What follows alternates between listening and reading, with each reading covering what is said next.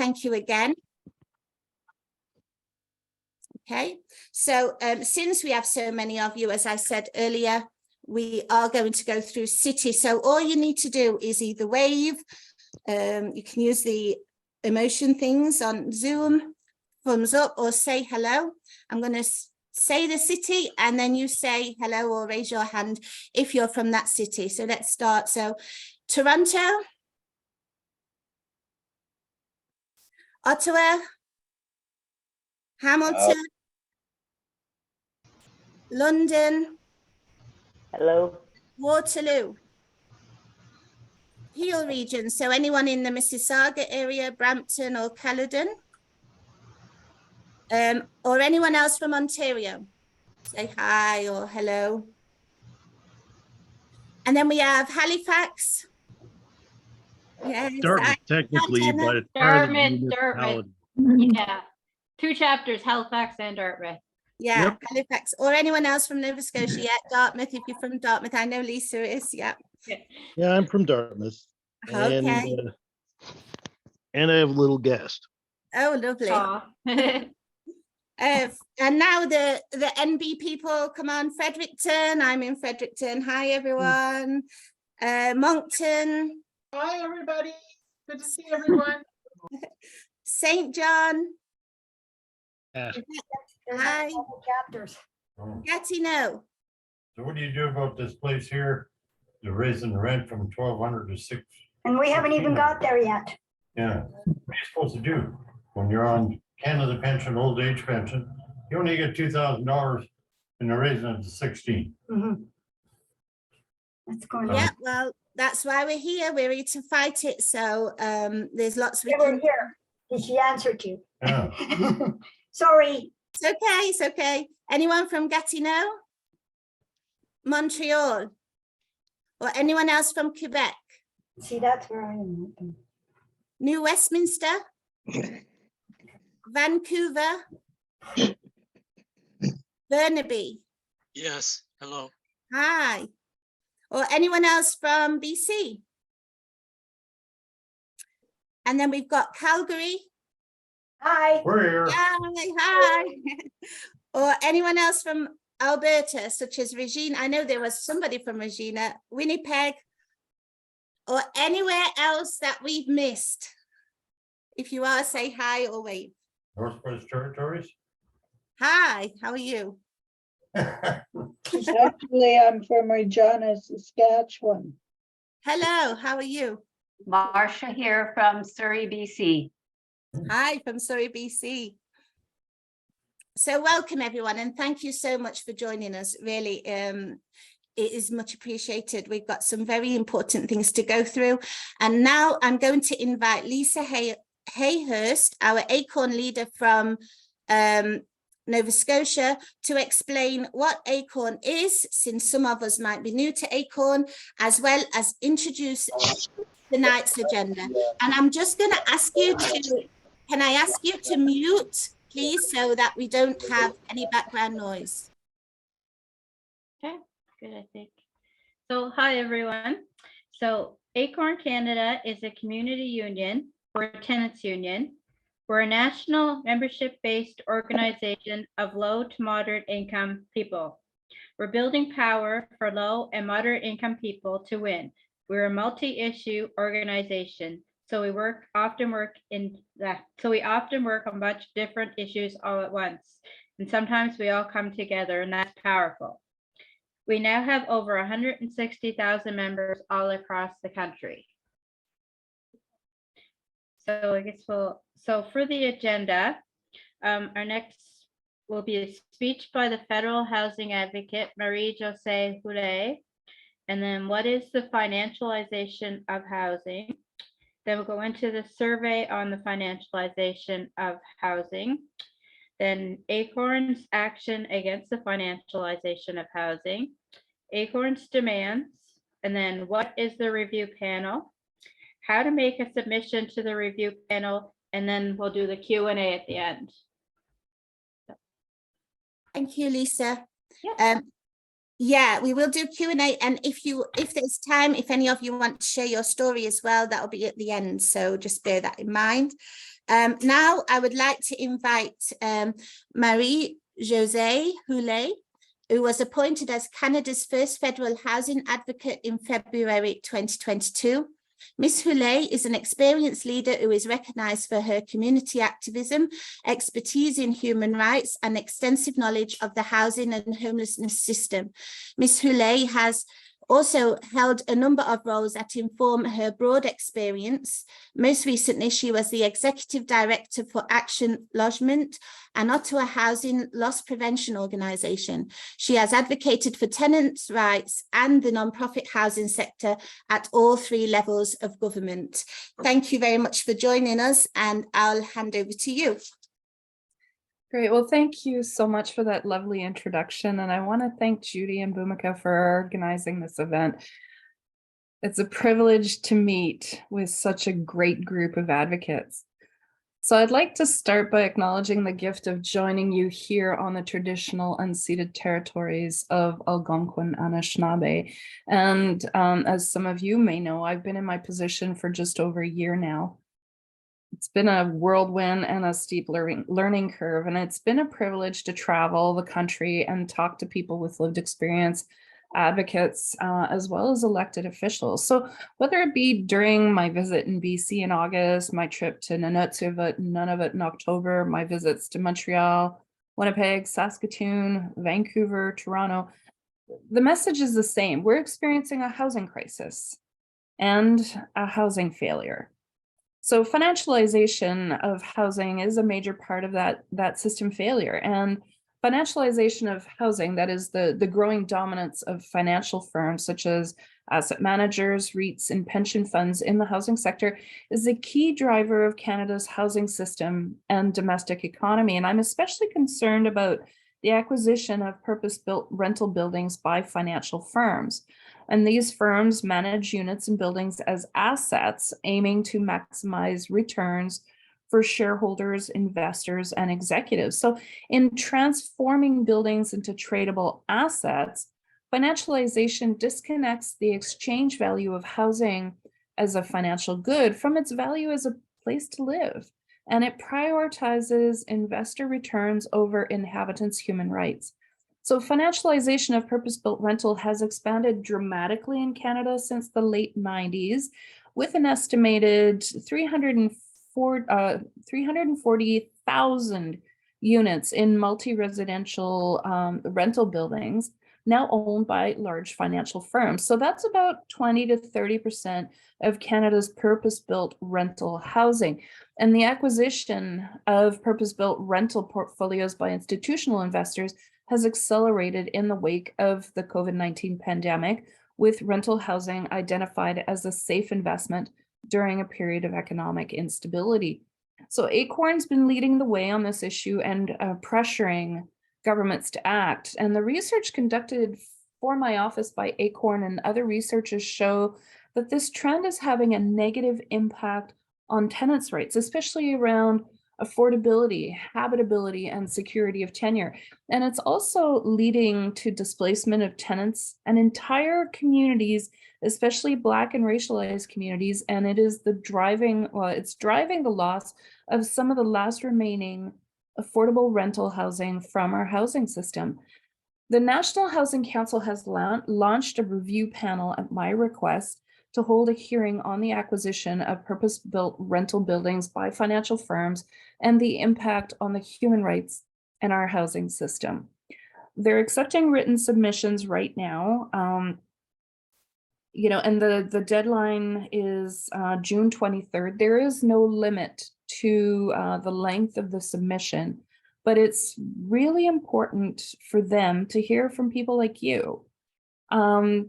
That you're all tenants, you're advocates, and they really need to understand quite clearly, quite explicitly, how this issue is affecting communities. And so the review panel will provide a report and recommendations to the Minister for Housing and Diversity and Inclusion. And through the review panel's recommendations, well, although they're not binding, the minister must table the report in Parliament and must also table his response to the recommendations. So this gives advocates an opportunity to put this issue front and center, and collective actions by tenants will really be key to ensuring that governments act on those recommendations. And just as a quick aside, I also want to mention that I also appeared in front of the HUMA committee, the parliamentary committee on the financialization, and we learned today that they're also accepting written submissions with a limit of 10 pages until the end of June. So maybe you might consider making submissions to that as well, because although these are two very different approaches to the same issue, it's very important that we hit every ball that comes our way on this issue, because those that have a vested interest in the status quo have a really powerful voice out there. But you're here, you showed up today, and I'm really excited to hear what you're able to put together. So thanks again for having me, and thank you so much for your tireless work. Thank you so much, and it's our pleasure to have you here today. I know you can't stay for the whole meeting, but I do want to say that we do have Emily Paradis, or I hope I've said your name right, Emily, who is the Senior Policy Advisor at the Office of the Federal Housing Advocate, and she will be here to answer any questions regarding the review panel or the Federal Housing Advocate's Office at the end of this session. So thank you as well, Emily, for joining us today and taking the time to be with us also. I would like now to invite Tanya Burkhardt, Peel ACORN leader, to go through what is financialization of housing, the findings of the ACORN survey, and ACORN's campaign and demands. Thank you, Tanya. All right, good evening, everyone. What is financialized housing? And housing is considered to be financialized if it has been acquired by financial firms and institutions and turned into a product for investors and is managed to maximize profits and shareholder value. Publicly listed real estate companies, REITs, private equity funds, asset managers, and Sorry, Tanya, to interrupt. Can somebody share their presentation, please? So that people can see as well what Tanya's saying. Sorry about that, Tanya. It's okay. Okay, so I should be about slide. Yeah, okay, there you go. So publicly listed real estate companies, REITs, private equity funds, asset managers, institutional investors, including pension funds, insurance companies, and endowment funds. So those are basically the entities that use housing as an investment product. From 1996 to 2020, REITs went from owning 0 suites to nearly 200,000. An estimated 340,000 suites are owned by the largest financial firms in Canada, and institutions are estimated to hold between 20 and 30% of private apartments. So those are really big numbers. I think it's probably more than 340,000 because it changes so quickly. Increasing growth of corporate landlords. If housing has been bought by financialized firms and institutions and turned into a product for investors and managed to maximize profits and shareholder value, so essentially housing is used as an investment product, housing has become a commodity and not a human right. So at ACORN, we want housing to be a human right. From 1996 to 2020, REITs alone went from owning 0 suites to nearly 200,000. And it's estimated that 340,000 suites are owned by the largest financial firms in Canada, and institutions are estimated to hold 20 to 30% of private apartments. The tactics, next slide, please. Landlord tactics. The goal is to acquire low-cost, affordable apartment buildings and then raise the rent. There's a quote from Equiton REIT, they're an apartment fund specializing in acquiring underperforming and undervalued multi-residential properties and selecting new developments in Canada and increasing value through active management. So that's kind of their statement on what their strategy is for acquiring housing. some of the other tactics they use that a lot of our members are familiar with, they neglect or ignore repairs. We have rent evictions, dem evictions, above guideline rent increases, and all of these kind of come together into what we call repositioning. And you'll find the term repositioning in a lot of REITs financial statements. Next slide, please. ACORN has conducted a survey of 606 people across all types of landlords, and they filled out a survey, and ACORN was unable to locate who the landlord was for 36% of respondents. Many landlords hide behind property management companies or number companies, and often tenants don't know who the landlord is. Next slide, please. Lack of repair and maintenance. A high number of tenants, 37% with financialized landlords, saw their landlord change in the last 5 years. 79% of respondents said their units need some form or urgent repair and maintenance. 16% of respondents living in units owned by financialized landlords reported not getting work done on time, and 31% stated not getting quality work done. 43% of tenants in financialized housing mentioned having roaches or other bugs or pests in their buildings. 27% of tenants who have stayed more than 5 years said they never get quality work done. Next slide, please. Rent increases. In Ontario, 19% of tenants with financialized landlords mentioned getting above guideline rent increases, or AGIs. AGIs are commonly used by landlords to extract more money from tenants by doing cosmetic repairs.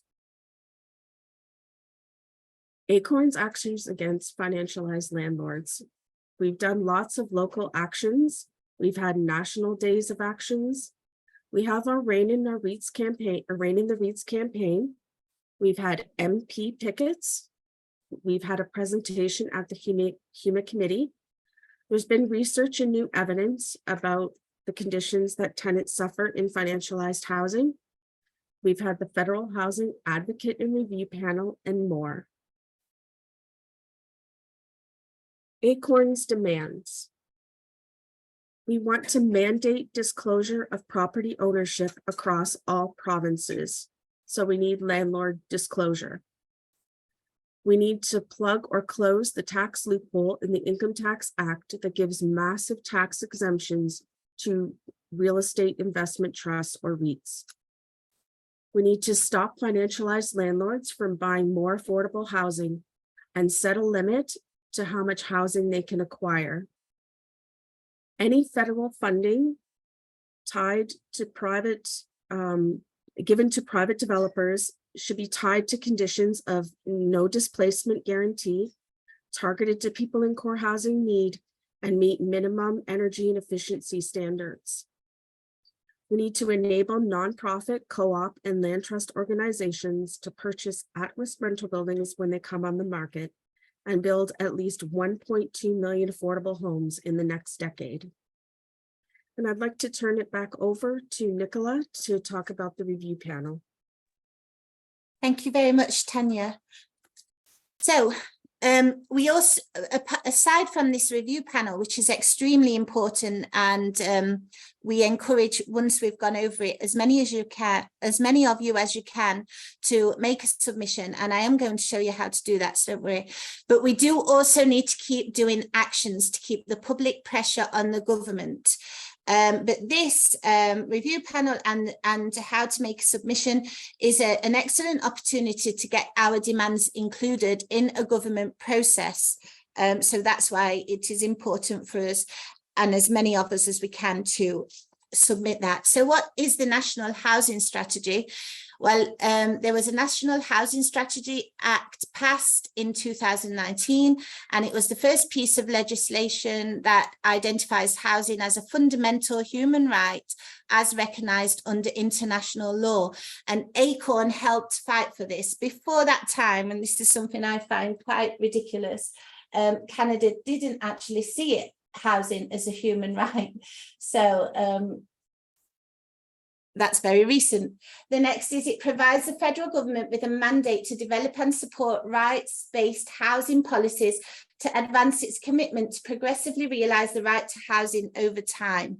So under this, we can adapt and maintain a national housing strategy to realise the right to adequate housing for all, to ensure that vulnerable groups are able to participate in developing housing policy, which is really important, create and support mechanisms for vulnerable groups to identify systemic issues, make submissions and have access to hearings, which is what we're pushing for, and respond to recommendations about what the federal government must do to address these systemic issues and ensure the right to housing for all. Next slide, please. So here it is. So you've got three groups in this. So you've got the Federal Housing Advocate, the Review Panel, and the National Housing Council. I'm not going to go through every single thing because I'm sure you can all check this out. We will send this to you. But in each box, it is highlighted what each part of this does. So, for example, the National Housing Council advises the minister responsible for housing issues in Canada about the effectiveness of the national housing strategy and promotes participation and inclusion in housing policy development.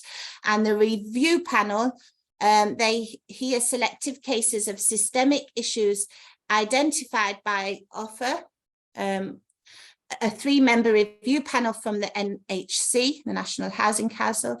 They prepare a report that sets out the panel's opinion on the issue and recommendations to address the issue. And this report is then submitted to the Minister of Housing and Diversity and Inclusion. Next slide, please. So the current review panel, and these are the people who will, when we submit all of this to them, these are the people who will have a look over and base their recommendations on it. So ACORN submitted our survey to members on corporate landlords to the Housing Advocate. Researchers also contributed to a series of research reports to study various aspects of financialisation of housing to the Office of the Federal Housing Advocate, or OFFA. The offer referred the issue to the National Housing Council for further examination by a review panel. And the review panel is made up of these 3 people who are members of the National Housing Council. We have Sam Watts, Anne McAfee and Maya Roy. And basically they will issue a report with recommendations for action that the government should take to address the financialisation of purpose-built rentals. And this is really, really amazing, really. It is the first ever review panel on a systemic housing issue. So that's how important this really is. The next slide, please. So the purpose of the review, again, you can read all the words, I'll just read the red.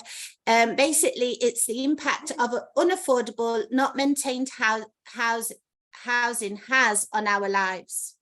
Number 2, the purpose of the review is basically what can the federal government do or should do, and that links back to ACORN's demands that Tanya read out earlier. And number 3, again, solutions within the jurisdiction of Parliament. That again is what the federal government should do, and that also links back to our demands, which Tanya read out earlier. So you can go through that when we send you the slide in more detail. So now the most important thing is how to make a submission. And we're going to go through this, and we will send the link, so don't worry. And the deadline for this submission is June the 23rd. So if you can click on the link, Brittany, the submission link. We have with us as well Marcia, who is going to help us do this based on her experience that she has with Starlight Investments, which I've heard are very terrible. So First of all, the first page, when you come to this, we will send all the links, so don't worry, you will see there are instructions and it tells you that it will take around 20 minutes to complete. And this submission basically allows you to share your views on the financialization of purpose-built rental housing. You can make a submission as an individual or organization, but we want you to make it as an individual. We will make one as ACORN, but it's important to get as many as possible, so please do it as individual. You will be asked for your contact information, and if you are an individual affected by the issue, you will also be asked for some demographic information. This information is optional, but it helps them understand how the issues affect certain groups in different ways. If you are accessing a public computer or public device to prepare your submission, be sure to close the browser at the end of your session in order to safeguard your personal information. There is a way that you can do it via post, and again, I'll talk about that later. Or you can send it, you can then send, oh, this is very important. When you're doing the submission process, if you need to stop at any point, you can't finish it all in one go, press save and continue later. And then you will need to provide an email address to retrieve your submission, and then they will send a link of your draft application to your email. This is important, otherwise you'll have to do it all again. And then if you do need help, we have there is somebody here, but we will have our organizers who can help you. So don't worry about that. They can help you as well. So I think the rest you can read for yourself.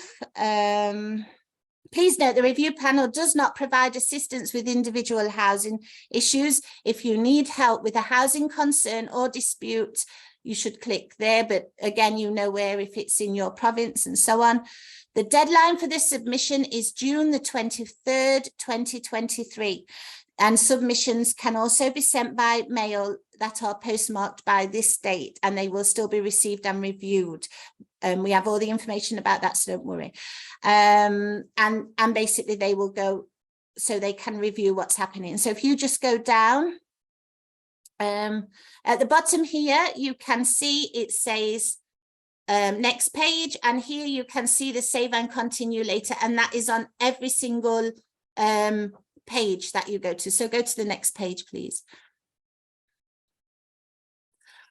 So here is some privacy and how they collect your information. It's really important to read that, so please go through that. I'm not going to go through all that now, just that's for you to go through so you know how they collect your information and use it and so on, and where they store it.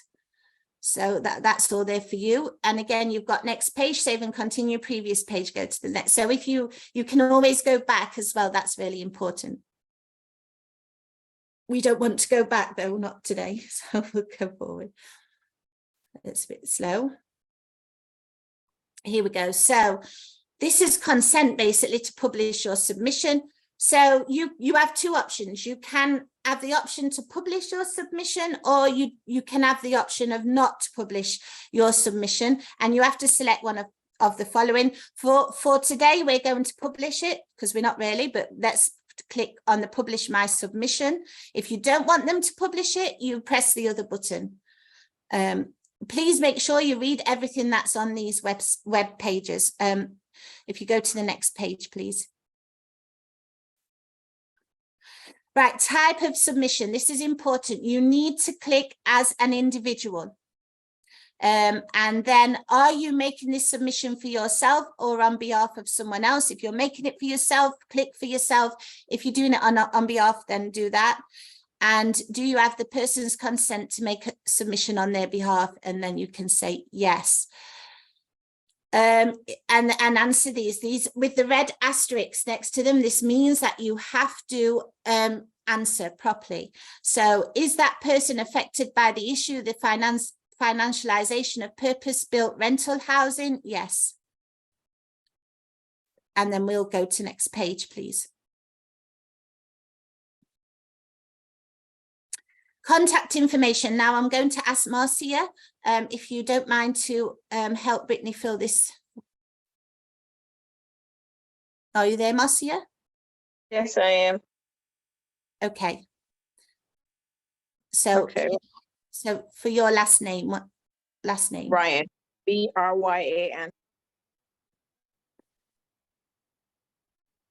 Your city or town? City is Mississauga. Province, Ontario. Okay. Yeah. I'll just tell you, don't have to give your email or phone number if you don't want to. Because we're not really submitting this, Marcia, we're not going to ask you for those. But if you do want to, you can fill them in. This is if you want to be considered for participation in an oral hearing. So that's when you have to give your email address or phone number.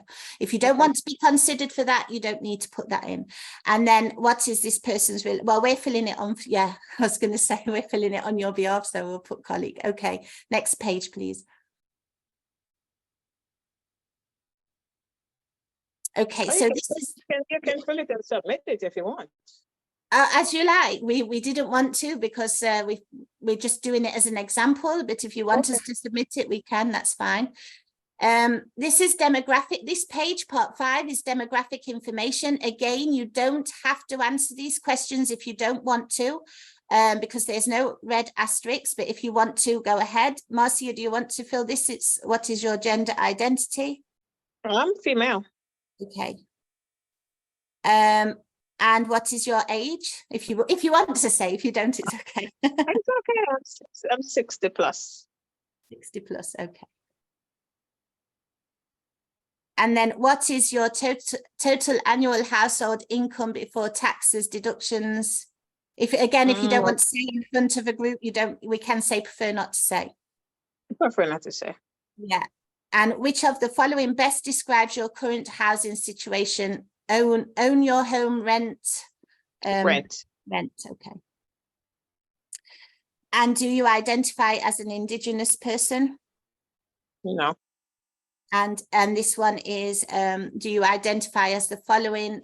This is some groups face systemic barriers to adequate housing. So you can mark whichever you want. So woman. I can't Can see you it, see? so no. Oh, we can go on. I mean, there's lots of things on here that there's Black, if you're Afro-Caribbean, so on. Afro-Caribbean. Afro-Caribbean. Okay. Member of a radicalized group, all sorts of things on here. If you want to, if you're a single parent, a person with disability, person with mental health, older adult, or a veteran. I'm just talking now to everyone else, Marcy, so you don't have to answer if you don't want. So there's a lot of options. If you want to submit these, it will help them to understand where people are being discriminated against. So please make sure that you read through that and fill it if you wish. This is to everyone else. And then it's asking if you have any expertise in the following, and it's like housing, health, human rights, architecture or design, just things like this. I think we can leave it for now, just for sake of time. We can put housing, right? Because I think you have experience in housing, Marcia. Yeah. Yeah. And we'll go on to next page. But for those of you who are not filling it in with me today, you can select whatever you like on that part. So part 6 is the written submission. There is no standard. This is the part where you will share your views on the issue, the financialization of purpose-built rental housing. There is a box here where you can type up to 5,000 characters. But if you prefer to upload as a document, you've got up to 5,000 words. So we're going to write in the text box. So this really is where you get to write your experience. So Marcia, if you would like to give a brief, and Brittany will write a few words about it or sentences. Oh, wait 1 second. The next page is, go up. Can you go up? Is the terms of engagement for written submission. So please go through all this. I don't want to go through it all now, but it's just telling you some information that's really important. And at the bottom, you will see the box where you can write your submission in the box below. So Marcia, go ahead and share your experience, and Brittany will write something.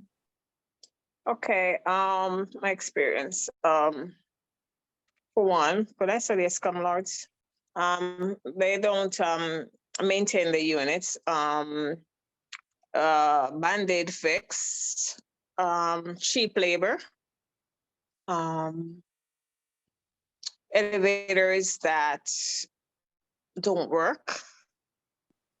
Last summer we were without elevators. Flooding. We had flooding twice back to back. Road end problems.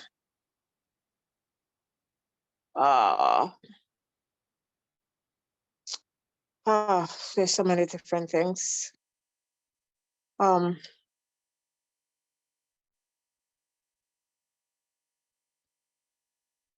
There's lack of security, lack of safety and security.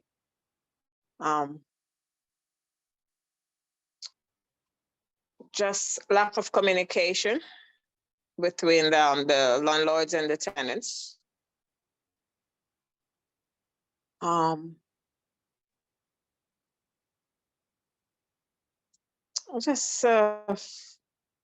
those are the major things. Okay, that's great.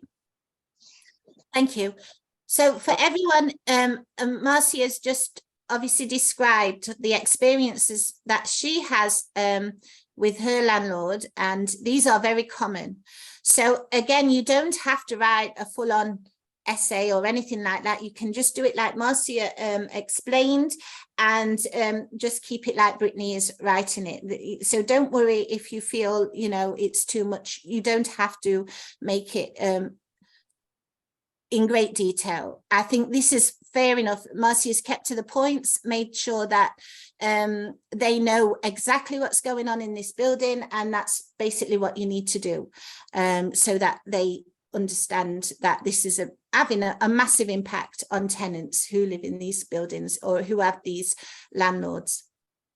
Can you go to again, if you need to finish because you have something to do, don't forget you can save and continue later, but we're going to the next page. And this is where, if you have any evidence, this is also very important now. So you can upload any material such as reports, data, or images. If you I know many of you take photos of the things that happen in your apartment buildings, such as mold or bugs, or, you know, things like that. You can upload these as evidence so that the review panel can take into consideration about these. And you can upload a maximum of 3 files, and it tells you what kind of files they accept and the maximum size of each file. So you can go to the next page. Oh yeah, it says browse. That's where you will browse from your laptop. Can we go back just so we can quickly go? Sorry about that. So if you go here where the browse button is, it tells, click on that one, Brittany, I think it's okay. It'll go to your downloads. You can close it, or pictures if you have anything on there, and you will just press wherever it is your file is and upload it from that button, and then go to next page.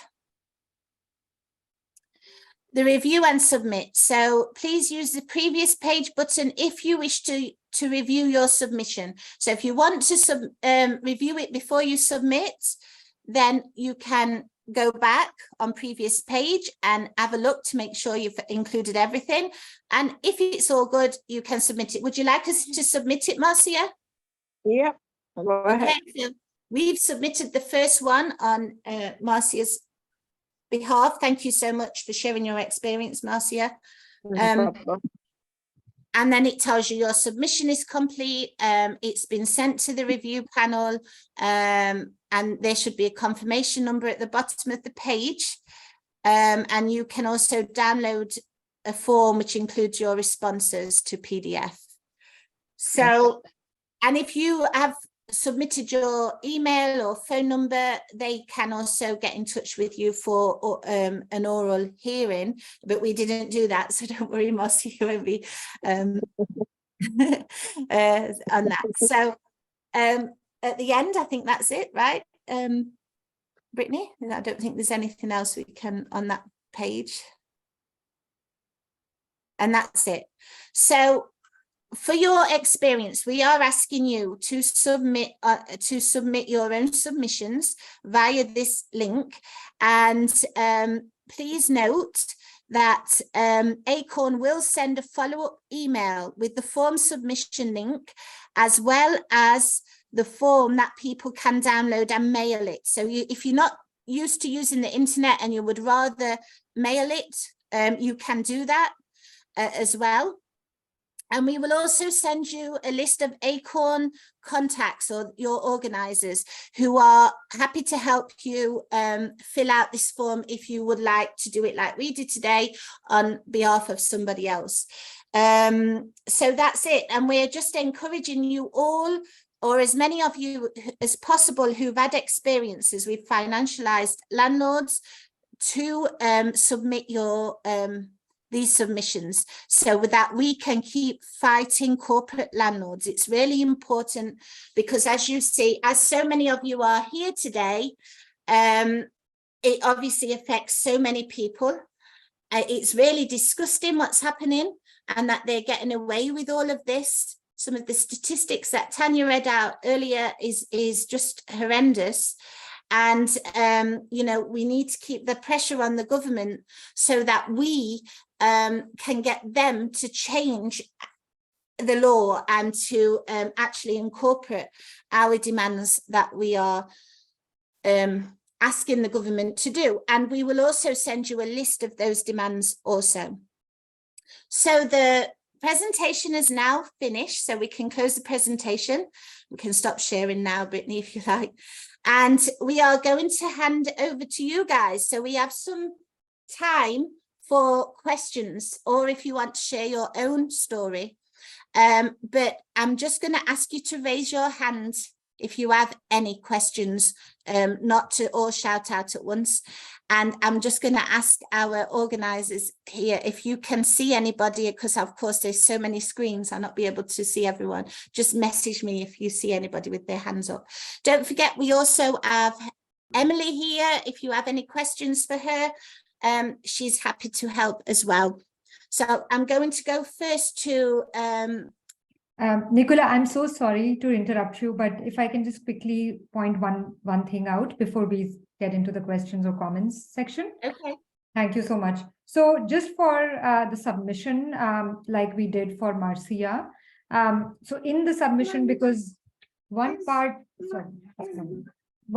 is to lay out what the problems are with the landlord, but the other part, no, sorry, 1 minute. So sorry. So one part is to lay out what the problems are that we are facing with the landlord. But the second part is about the demands, right? Because we are also trying to say what are the solutions to the problems that so many tenants are facing. And for that piece, we can go back to ACORN demands. And as Nicola mentioned, we will be sending out a follow-up email, and we can share the ACORN demands that you can also just copy and paste into that form. Either you do it offline or online, whichever way works. But basically, this is important because one, we want to tell that this is a huge problem and this is what we are facing, but also what is the solution that we see the federal government to take to basically solve this problem. Thank you so much. Thank you, Bhumika. So if you have your questions now, we're going to your questions. We have our organisers, Bhumika, Judy, and we have Emily here who can hopefully answer what you have. So we go first to Ricky. Hi, Ricky, how are you? Hi, Nicola. It's really, really great to see you again. It's great to see you as well. I'm Ricky. I'm the chair for the Weston Toronto neighborhood. Just 30 seconds of your time. It's not a question, but it's a really strong suggestion. I just finished watching a documentary called Push.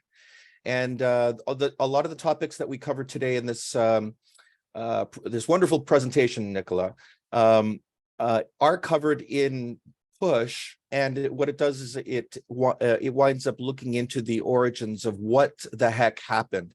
A lot of people think that it's their own fault that they wound up in this terrible situation, but it's not. This is much bigger, and it doesn't just have to do with money. It's much deeper than that.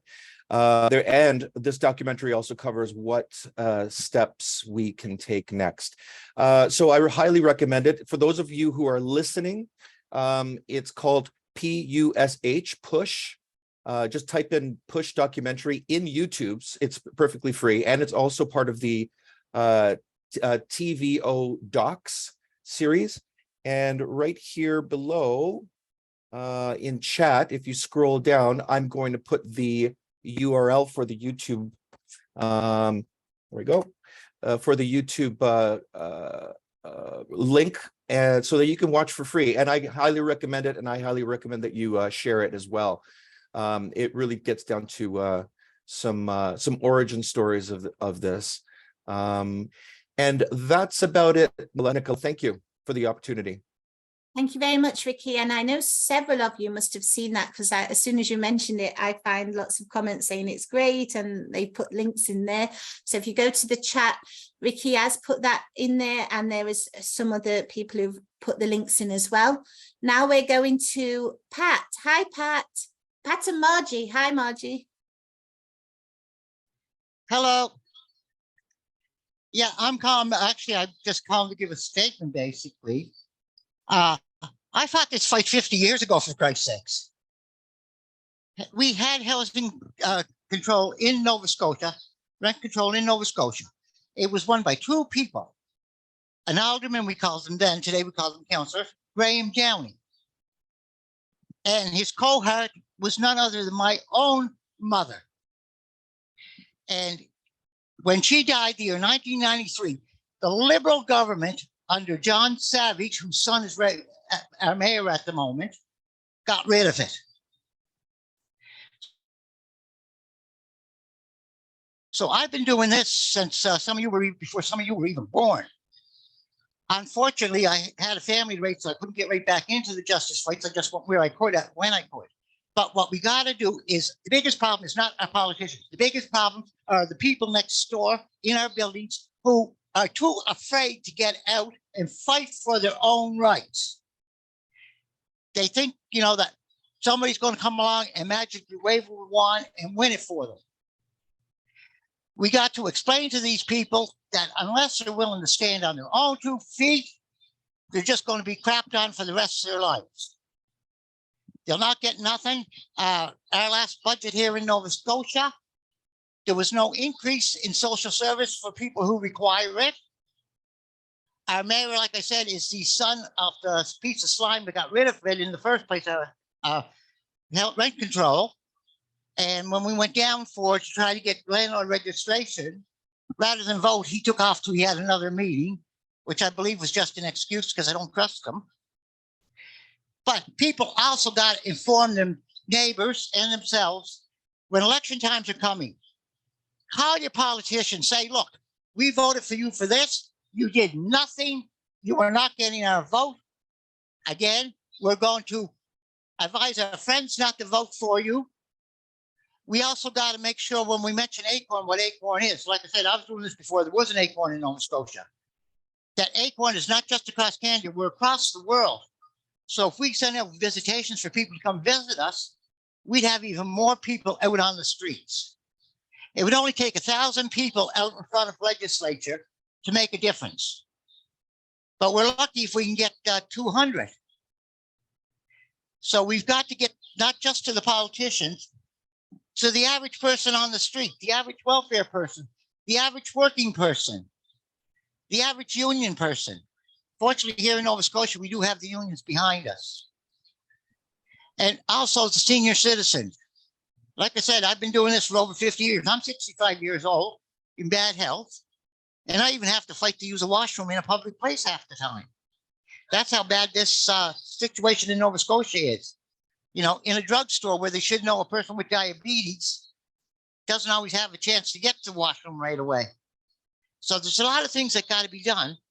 But for the housing thing, we got to get more people aware that it's not going to magically fall into their laps. They got to get out there and fight like the great Graham Downey did and my mother did in 1970. It started with public housing. If she went to work, they'd up our rent. And they're doing that again today. There was no way to get ahead, no way to get out. So she fought it and won it for public housing, and then eventually it went province-wide.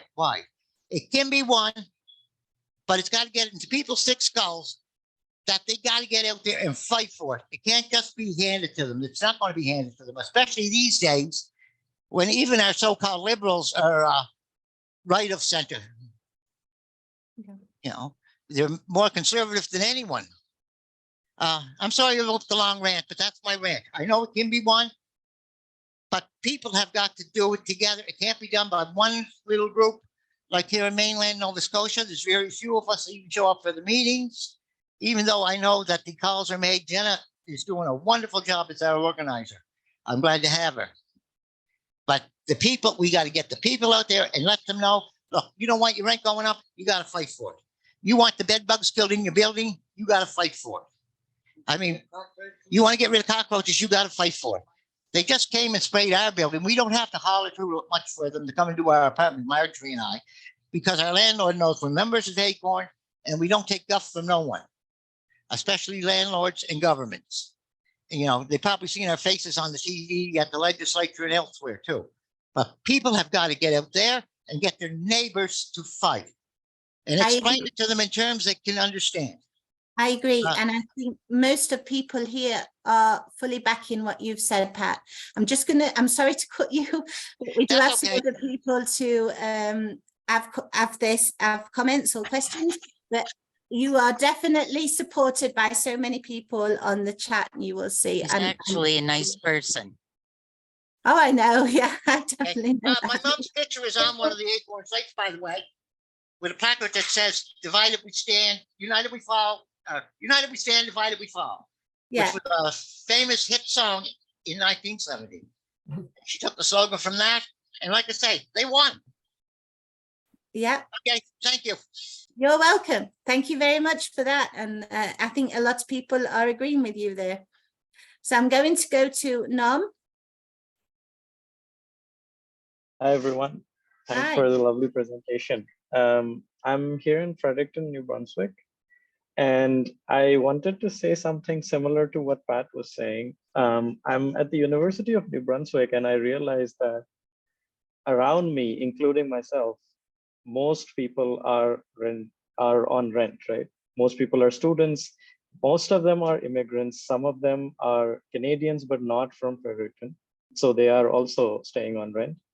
And I feel like all these people have no idea that there's something called ACORN, or there's something they can say or do about these things, because most of us do live in like really shitty housing, and 6, 8, 10, 12 people in one house and paying a ridiculous amount of money for like a single room with 5 people or 6 people sharing a bathroom and things like that. And there doesn't seem to be any other option. I mean, if you're in Fredericton, that's what you get as a student if you have limited income. And I just think this is a big demographic that can contribute to this conversation and this protest. And so, for example, I've never seen an ACORN poster in the campus, which is really sad. I just came across it because I was downtown and I just saw something. But and I don't know any of my friends who know about ACORN. So it's, I think, a big waste to let that. I mean, right now it's the summer, so there's not a lot of students here, but I think this is a big demographic that should be kept in mind, and they can really like come into rallies, protests, or filling out surveys like this. And if we can have some way of engaging people in the university, that'll be very useful, I think. We actually did poster all over there a few months ago when we were having a big rally outside, and we've also contacted your student union as well. to get people to come. So we are doing things around the students, but obviously, yes, when there's only a couple of us out in Fredericton, it does make it a little bit harder. Okay. But that doesn't mean to say that, you know, we can definitely, if you're willing to help us as well and get some of your friends to help us, this is what it's all about. We can't just rely on 2 people or 3 people to try and cover the whole of Fredericton. Unfortunately, this is a bit difficult. Yeah, I could help with this, and I'd love to get more involved, I guess. Yeah, this is the key though, exactly what Pat said. We do need more people out and about and getting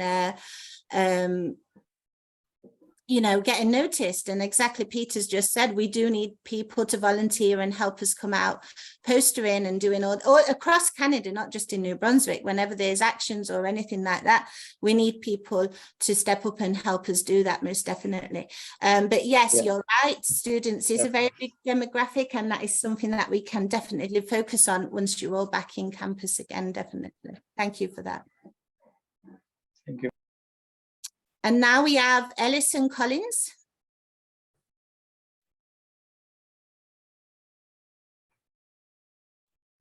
Hey, sorry, just a second there. It's okay. Not sure if I'm having the video to go along with this audio. Yeah, I'm in Halifax, Nova Scotia. I'm somewhat familiar with Pat through having attended one of the most recent mainland chapter meetings.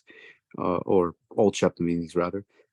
Just a general question for you know, ACORN's mandate. When I was reading on ACORN's website, you know, it specifically mentioned calling for investments into affordable housing and mentioning that, you know, some of these available units need to be made available to nonprofits. But I'm just wondering if it's a specific mandate of ACORN's to pressure governments to invest into public housing. So like when I'm going through some of the national housing strategy, I'm finding that, you know, the funding streams are available to both nonprofit, private businesses, but more or less they have like such a criteria that they just end up back on to like market rates basically within a couple of decades. That's how most of these agreements seem to be funded. But what's I think desperately needed, especially here in Nova Scotia, is deep investment into public housing.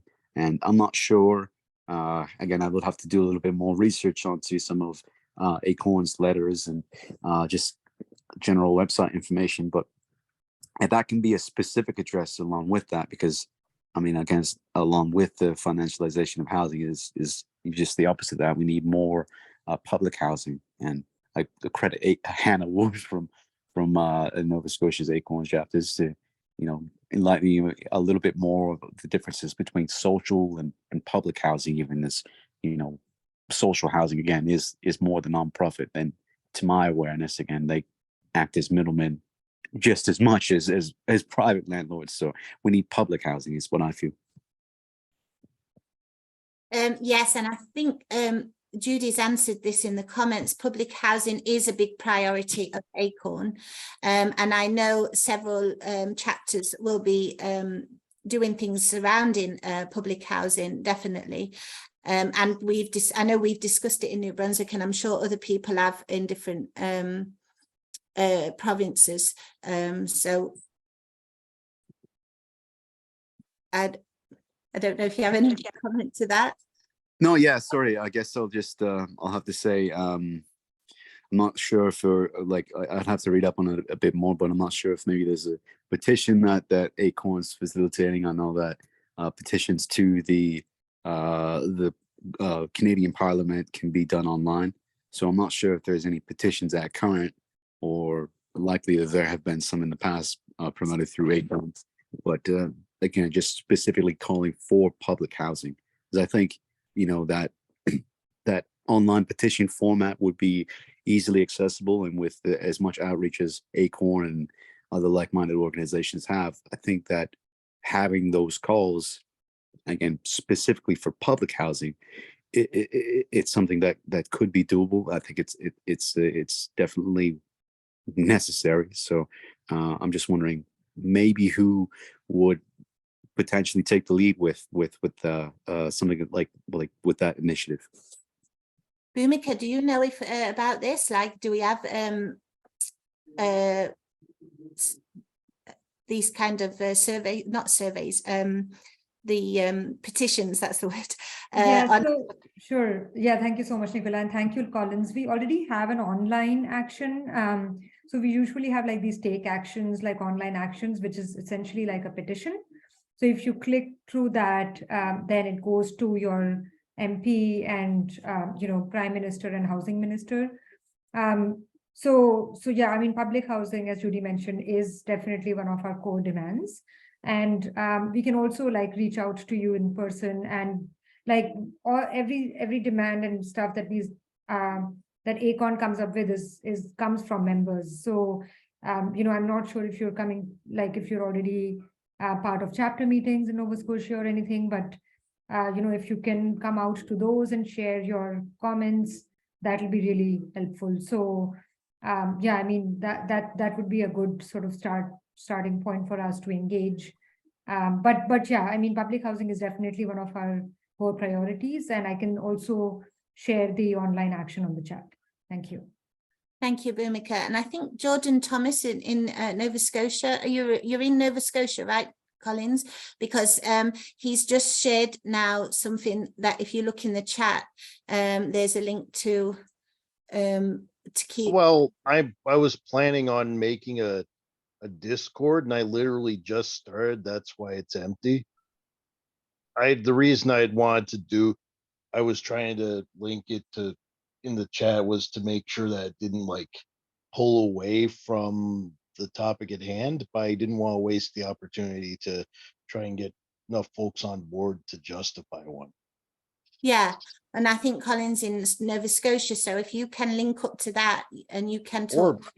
Or you know what, if the national one would make more sense with just the different subsections as different things, I could probably just get rid of my own and someone could make a national one instead, and I can just be part of that and pull others to that.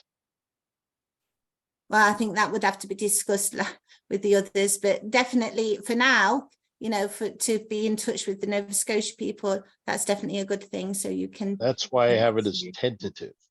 Okay. No and problem. I yield my time. Thank you very much. Does that answer you, Collins?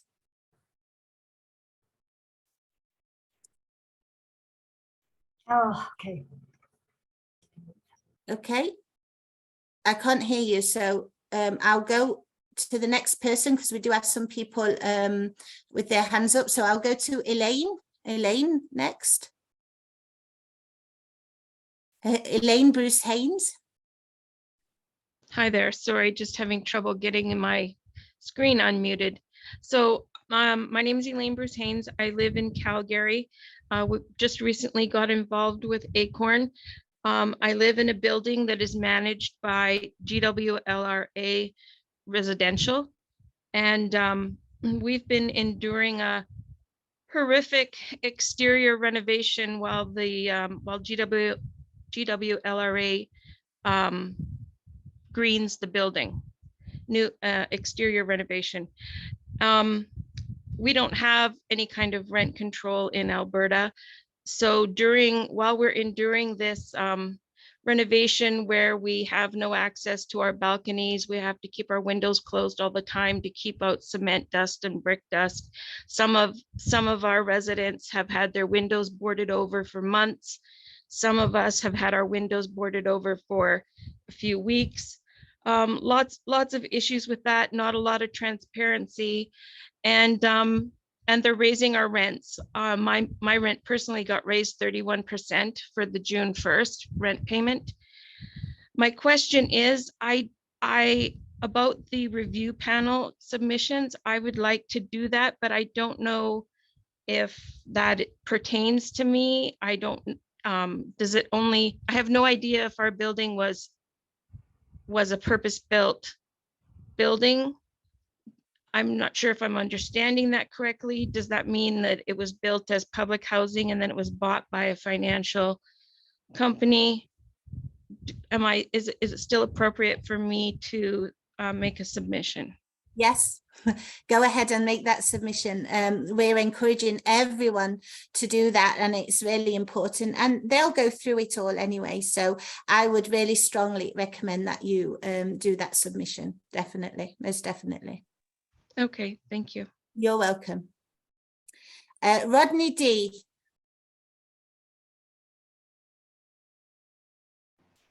Oh, hi guys. Yeah, so I just joined ACORN a couple of months ago. I went to my first meeting in East York in Toronto, I think on Saturday.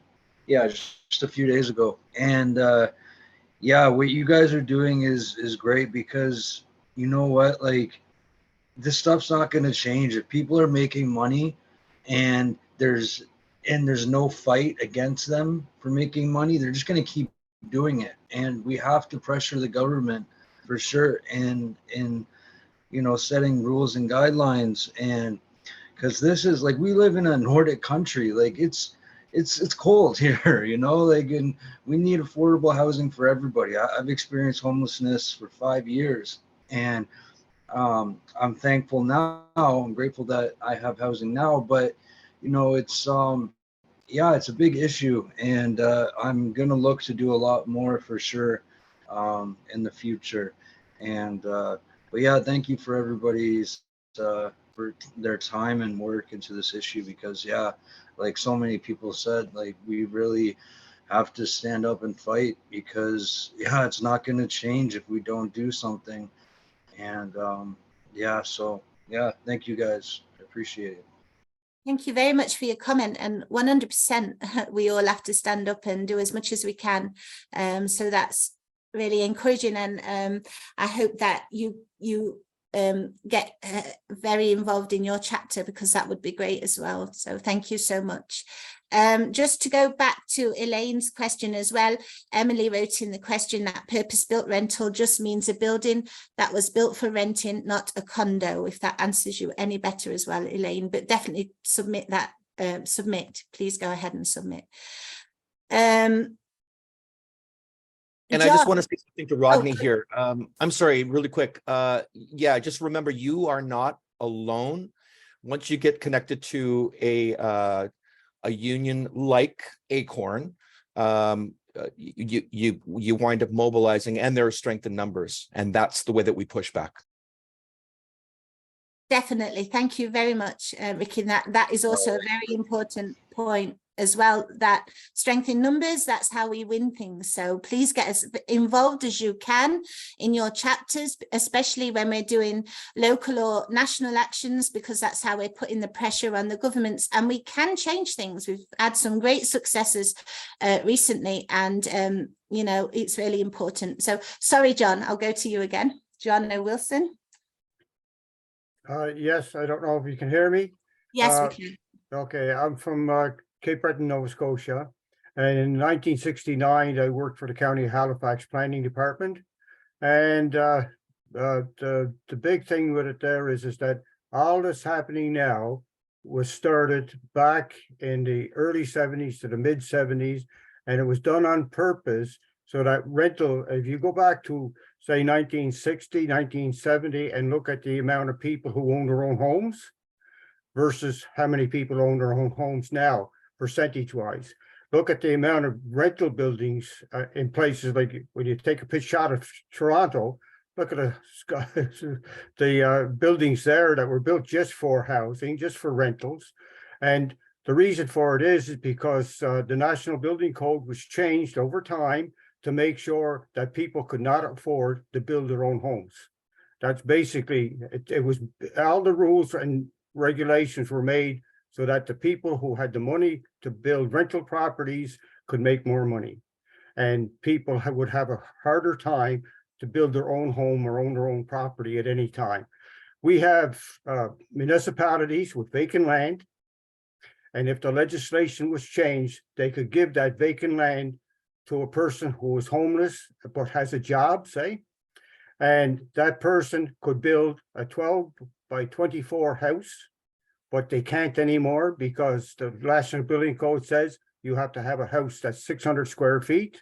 It has to have certain size windows. It has to, so all the regulations was put in place to make a home, building a home and owning a home so expensive that most people wouldn't be able to do it and they'd be forced to rent.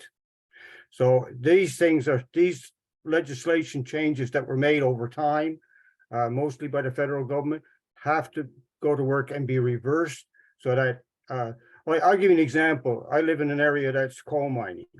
A coal miner could work a month in the pit, in the mine, and he could save enough money to go to a mill and buy enough lumber to build a 1 or 2 bedroom home. Right, just a small house, just a small room. And there was no legislation saying that it had to be this or that. He could do it, live in it.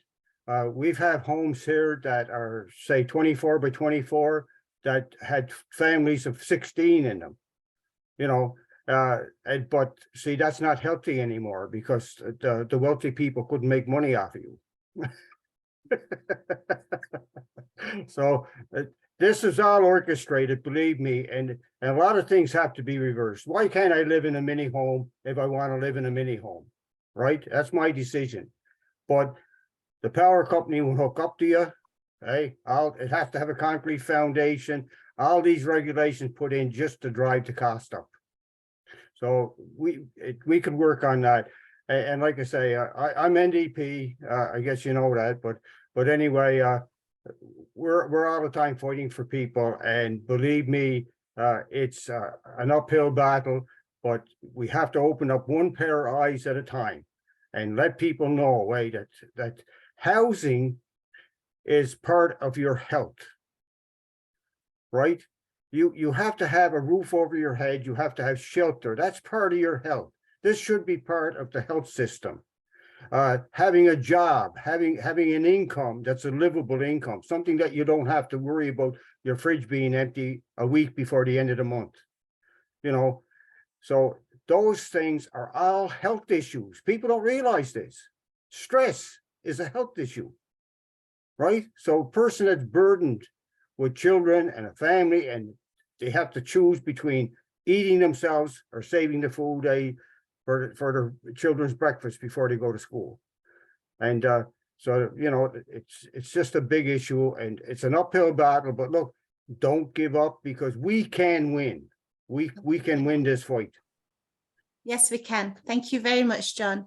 Thank you. And yes, together we can definitely put the pressure on to change that and to reverse what you've just said, because it's really important. Heidi. Hi.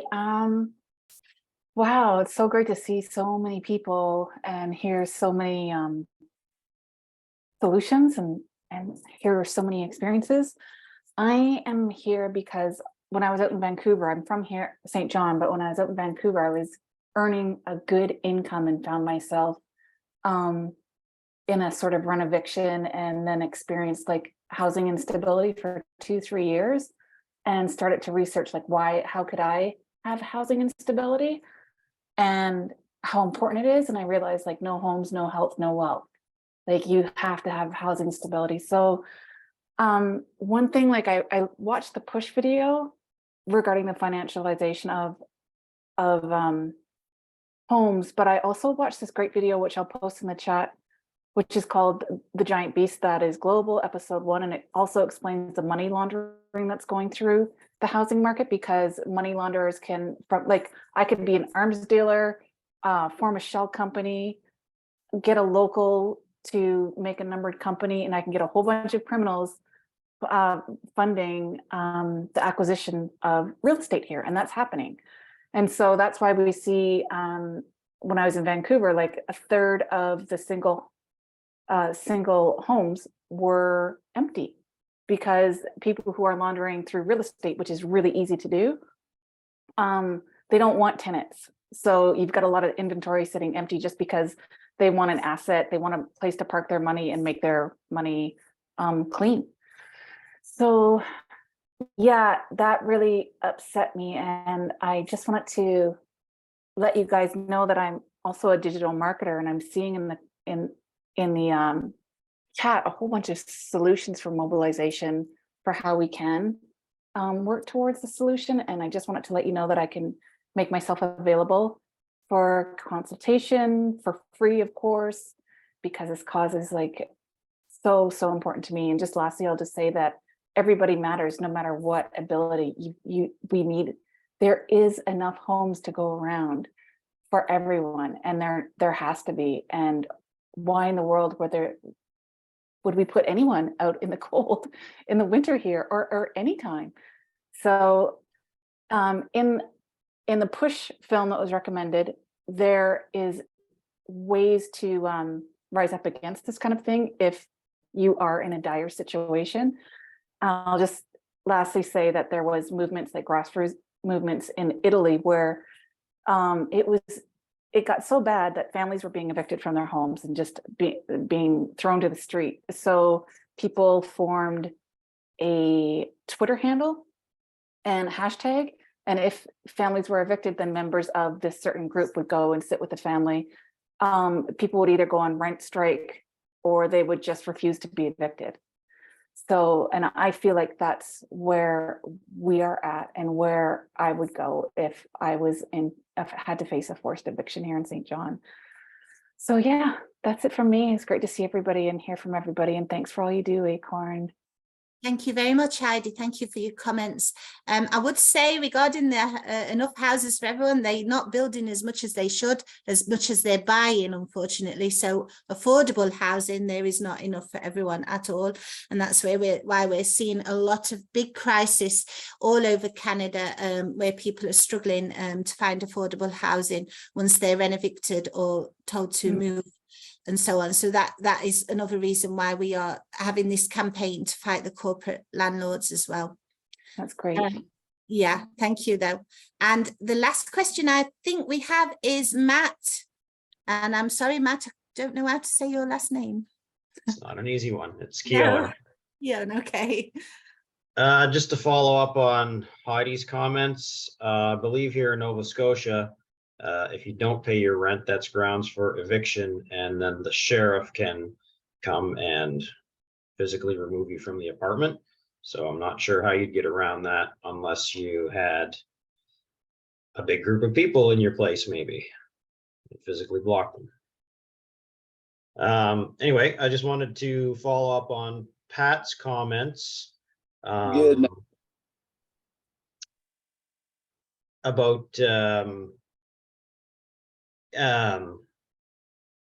I guess people getting involved with ACORN, and I've been out on the picket lines with our QP local is on strike, school support workers. They're in their 4th week, and so I've been out there with the ACORN flag, just showing solidarity and just talking with people, and a lot of them don't know what ACORN is. So we're in our little bubble of ACORN. We know what it is. We know what's going on, but the general public doesn't. And our advertising budget is what?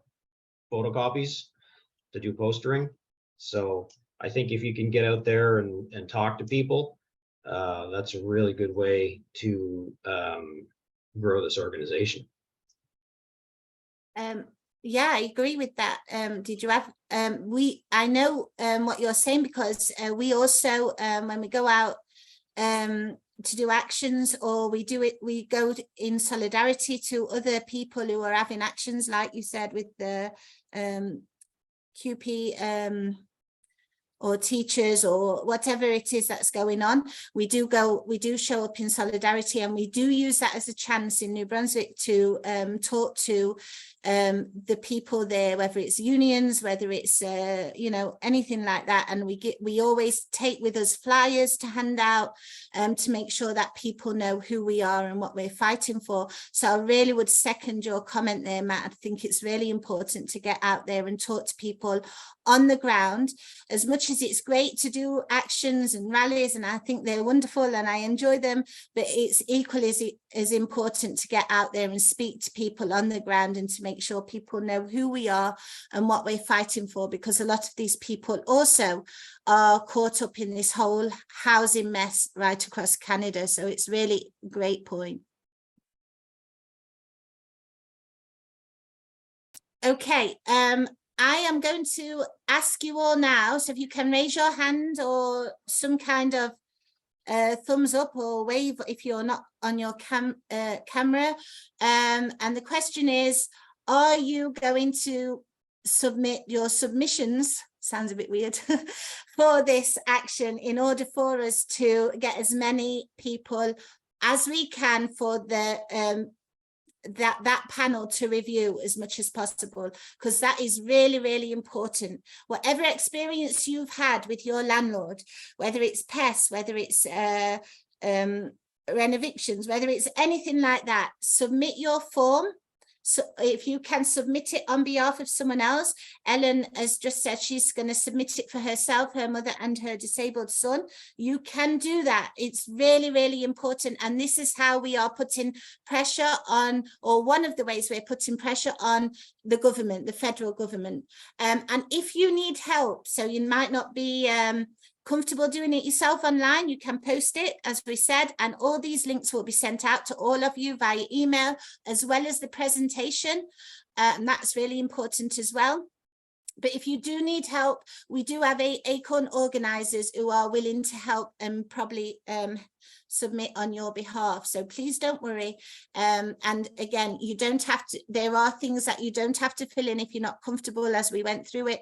Just get out your message, your story. This is the time for you to get out your story of what's happened to you, so that they can see how this is affecting tenants, especially low to moderate tenants, income tenants across the country. Affordable housing is almost non-existent now across Canada, and it's partly because of these massive corporations, corporate landlords, financialized landlords, buying up all the existing stock and making it more and more difficult for people.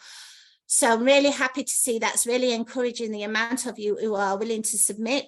Please share as well if you know of anybody who has a story and they want to submit it, who might not be here, but that you know they're having an issue. They might not even know who ACORN is. Get them involved somehow, and let's get as many submissions as we can. The deadline is the 23rd of June. And again, all this information will be sent out. Alex, who's just put in the chat, wherever your chapter is, Alex, wherever your ACORN chapter is, you can ask your organizer to help you fill that out. I'm not sure where you are. So if you, wherever you are, your organizer can help you. Ottawa, okay, so somebody from Ottawa can definitely help you fill that out. Nicola, just to add there, in case we don't have an established chapter in that city, we will give an email address and phone number to reach out. So it will be a landline number. You can just leave a voice message and we will give you a call back and help you fill out the form. So don't worry if you don't have an ACORN chapter in your city. You can still be called back and we'll support you in this process. Wonderful. So that's it, everyone. Thank you so much for joining us today. It's been a great meeting. I'm so glad to hear so many of your comments and situations, and please submit your submissions. It's really, really important. I'm going to end the meeting because it is 8 o'clock Eastern time. I don't want it to run over. And I do hope that you all have a very good evening. Thank you so much.